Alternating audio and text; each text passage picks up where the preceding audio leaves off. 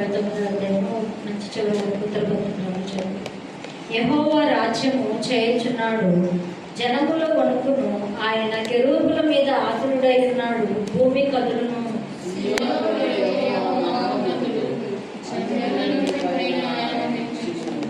భయంకరమైన నీ గొప్ప నామమును వారు స్తుతించెదరు. యెహోవా పరిశుద్ధుడు.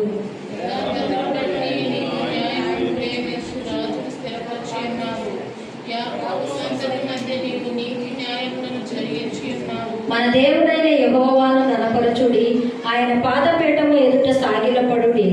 ఆయన పరిశుద్ధుడు.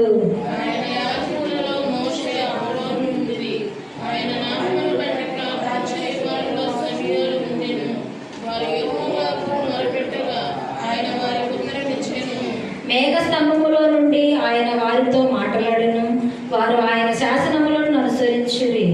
ఆయన తమకిచ్చిన కట్టడను వారు అనుసరించిరి.